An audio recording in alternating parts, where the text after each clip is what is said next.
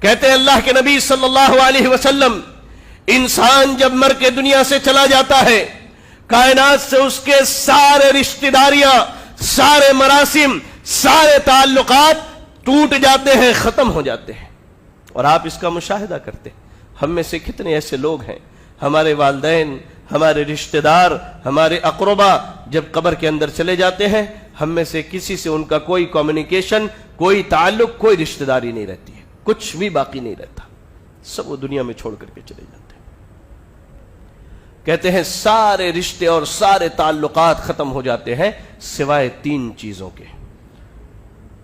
پہلی چیز صدقۃ جاریۃ، اگر اس نے اللہ کی راہ میں اللہ کے رضا کے لیے صدقہ کیا،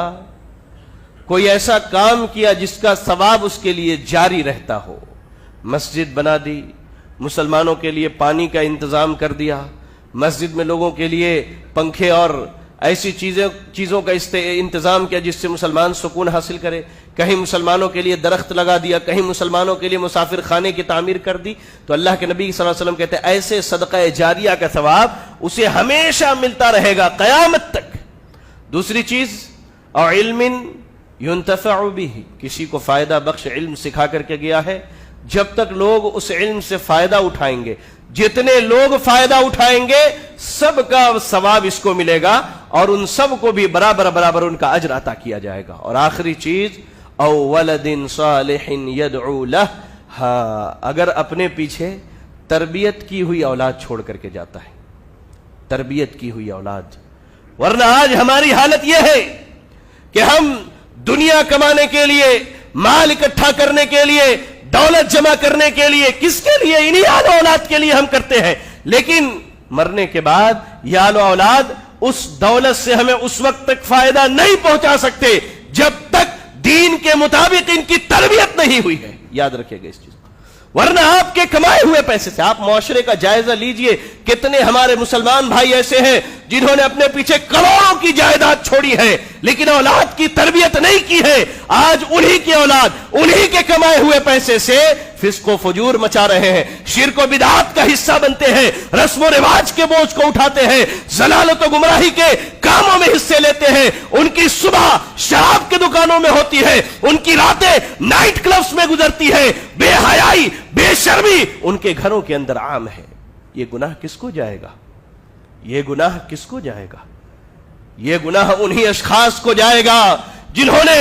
نبی کے سیرت کے مطابق اپنے اولاد کی تربیت نہیں کی ہے۔ جبکہ نبی کہتے ہیں او ولد صالح يدعو له، آپ کو اللہ نے نیک اور صالح اولاد عطا کیا ہے، جب تک آپ کے لیے دعا کرتا رہے گا تب تک آپ کو اجر و ثواب ملتا رہے گا، تب تک۔ اور اگر نبی کی سیرت کے مطابق اولاد کی تربیت نہیں کرتے ہیں تو یاد رکھیں آپ بے اولاد مرتے ہیں، کیونکہ آپ کے پیٹھ پیچھے آپ کی اولاد آپ کے لیے دعائیں نہیں کرنے والی ہے، دعائیں نہیں کرنے والی۔ اور اس دعا کا فائدہ، اللہ اکبر، اللہ اکبر، اللہ کے نبی صلی اللہ علیہ وسلم کے صحابی ابو ہریرہ رضی اللہ تعالیٰ عنہ حدیث کے راوی ہے، سنن ابن ماجہ کی حدیث ہے، حدیث صحیح سند سے آئی ہے، کہتے ہیں کہ قیامت کے دن ایک آدمی کو جب جنت میں جگہ دی جائے گی تو اس کا عمل ایسا ہوگا کہ اسے یہاں جگہ دی جائے لیکن اللہ تعالیٰ اسے یہاں جگہ دے گا۔ عمل ایسا ہوگا کہ تھوڑی سی جنت میں جگہ مل جائے وہ بندہ اپنے لیے کافی سمجھے گا اپنے اعمال کے مطابق، لیکن جب اللہ تعالیٰ اسے بہت اونچی جگہ، اونچا مقام عطا کرے گا، اللہ اکبر، وہ بندہ اللہ سے سوال کرے گا، اللہ میرے اعمال تو ایسے نہیں تھے، میرے اعمال ایسے نہیں تھے کہ میرے مرنے کے بعد مجھے اتنا اونچا مقام دیا جائے،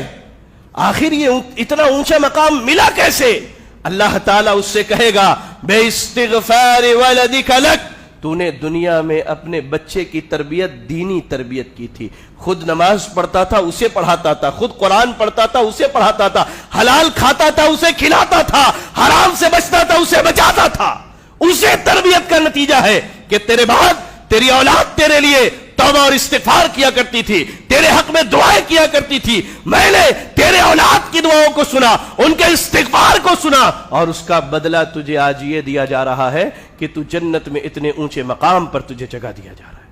اللہ اکبر۔